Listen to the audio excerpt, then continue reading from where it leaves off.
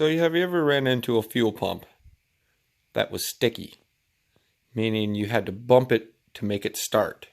Like there was some sediment in it, or maybe there was some ice, or maybe just some rust or corrosion from sitting.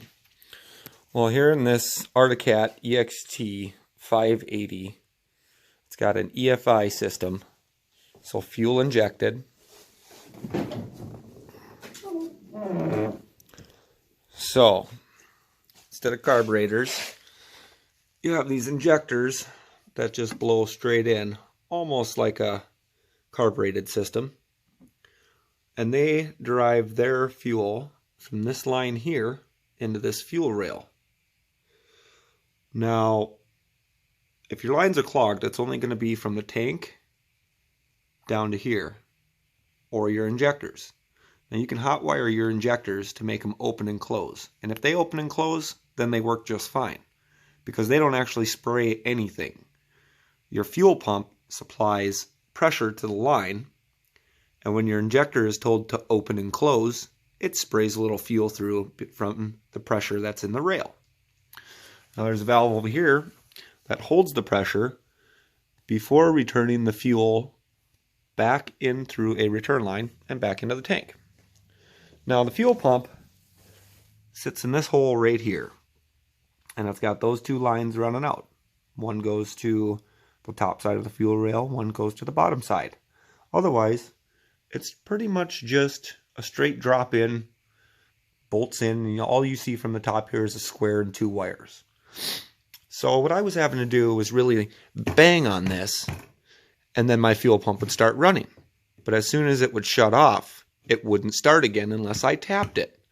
So that wasn't any good for driving, because it turns on and off on its own as it needs pressure. So what I did was I took it out and put it in a 5-gallon bucket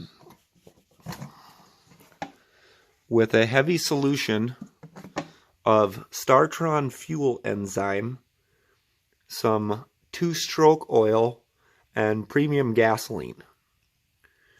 So that's what I've got in the bottom.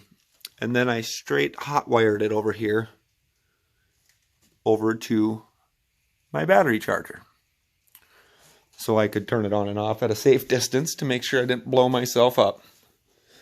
So last night I let it sit overnight, and I'd turn it on every 10 minutes or so, and once it turned off it would stick again.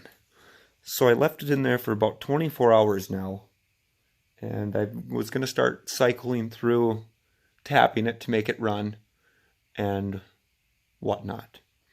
But to my surprise,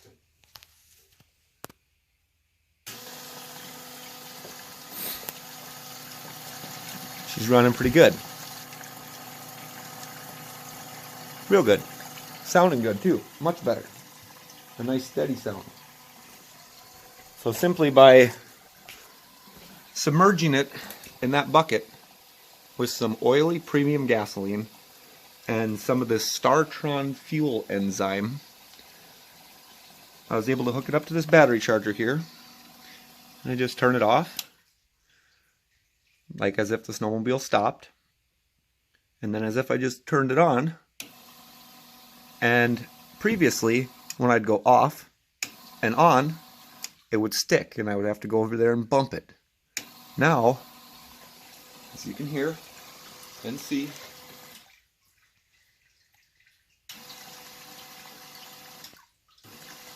she's running.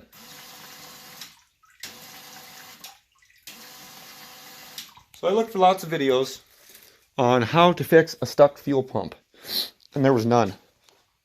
And then I looked to how to repair a fuel pump without replacing it, and there was none.